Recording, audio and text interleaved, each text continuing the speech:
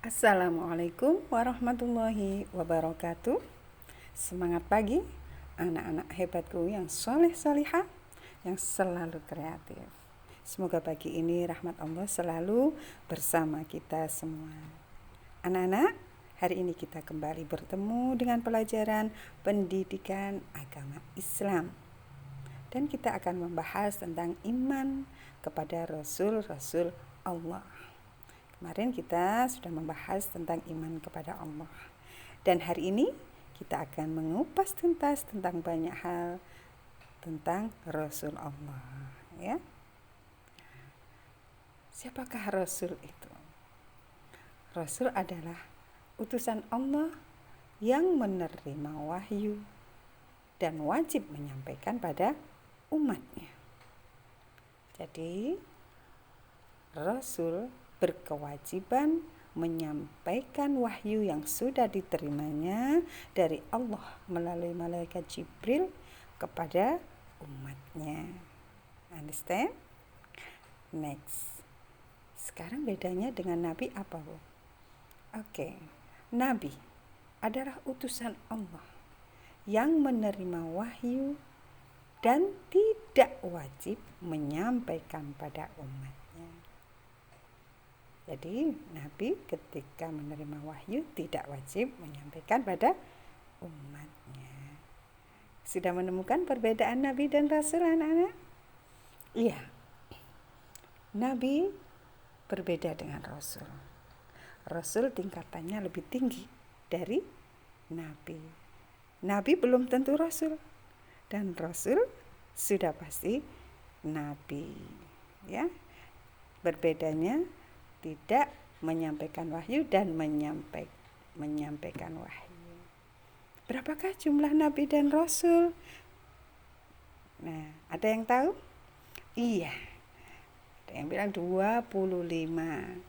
Ya, 25 itu adalah rasul yang wajib kita ketahui, anak-anak. Tetapi pada dasarnya menurut penjelasan para ulama, jumlah nabi itu sebanyak kurang lebih 124.000 orang nabi.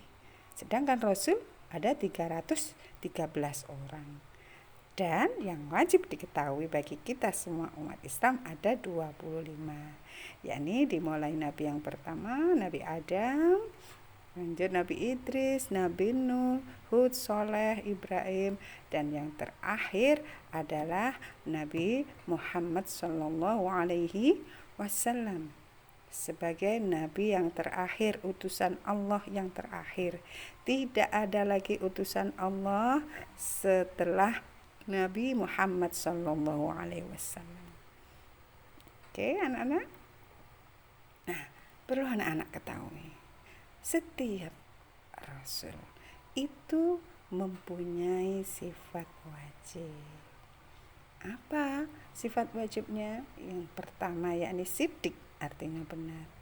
Ya, apa yang dikatakan itu pasti benar dan selalu benar. Tidak mungkin Rasulullah itu mempunyai sifat kadzib atau dusta. Yang kedua, Rasul mempunyai sifat wajib amanah, dapat dipercaya dan tidak mungkin dia berkhianat atau khianat, tak dapat dipercaya. Dan yang ketiga, Rasul sifatnya adalah tabligh, menyampaikan, wajib kan ya? Tadi sudah dijelaskan di awal tadi, dan tidak mungkin dia tidak menyampaikan atau menyembunyikan wahyu yang ada. Yang terakhir adalah fatonah atau cerdas, tidak mungkin bodoh, karena Rasul banyak harus menyelesaikan masalah-masalah yang dihadapinya pada umatnya. Jadi 4 hal ini anak-anak sifat wajib yang harus dipunyai oleh Rasul: siddiq, amanah, tabligh, dan fatonah.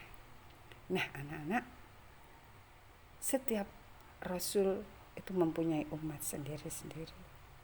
Dan Rasul itu ada yang memiliki keteguhan dan kesabaran hati yang luar biasa dalam menghadapi umatnya yang berbagai macam hal. Karena kesabarannya itu, karena keteguhannya itu dalam menyampaikan wahyu Allah, menyampaikan agama Allah, mereka diberikan gelar sebagai ulul azmi.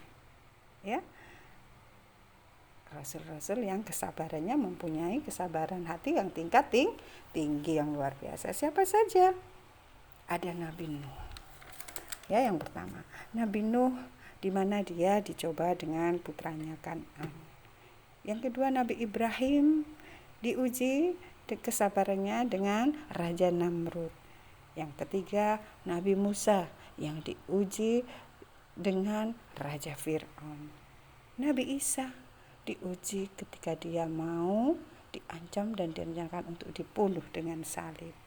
Dan yang terakhir adalah Nabi Muhammad SAW, di mana beliau sangat sabar, sangat perjuangannya di jalan Allah hebat sekali. Ya. Dan anak-anak, ada beberapa rasul yang mendapat kitab suci, yakni Nabi Musa yang mendapatkan kitab Taurat, Nabi Daud kitab Zabur, Nabi Isa kitab Injil, dan yang terakhir Nabi Muhammad mendapatkan kitab Al-Quran. Perlu anak-anak ketahui, setiap rasul itu mempunyai mukjizat. Apa itu mukjizat? Yaitu keistimewaan yang diberikan kepada nabi dan rasul yang tidak dimiliki oleh manusia. Beberapa contoh mukjizat para nabi, ada Nabi Isa yang bisa menghidupkan burung dari tanah liat. Ada Nabi Ibrahim yang tidak terbakar api Raja Namrud. Nabi Sulaiman yang bisa bicara dengan binatang, mengendarai angin, dan lain sebagainya. Juga Nabi Muhammad yang memiliki mukjizat terbesarnya, mukjizat paling istimewa, yakni Al-Quran sebagai pedoman hidup bagi umat Islam.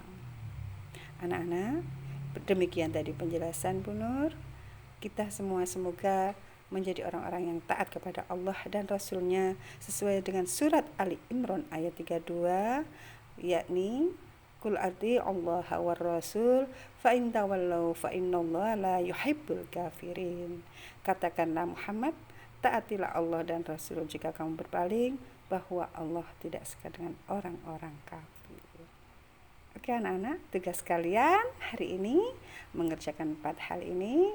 Apa yang dimaksud dengan beriman pada Rasul Allah, jelaskan tentang Nabi dan Rasul, tuliskan ayat Al-Quran tentang taat pada Allah dan Rasul-Nya, dan apa yang sebaiknya kamu lakukan untuk meneladani sifat fatonah dari para Nabi dan Rasul. Sifat cerdas, bagaimana agar kita menjadi orang-orang yang cerdas. Oke anak-anak, anak hebat yang soleh-solehah. Demikian tadi pertemuan kali ini. Semangat untuk cerdas, berilmu, dan bermanfaat serta barokah. Anak soleh-solehaku, dan wisid, sholat 5 waktu, dan taat pada orang tua. Assalamualaikum warahmatullahi wabarakatuh.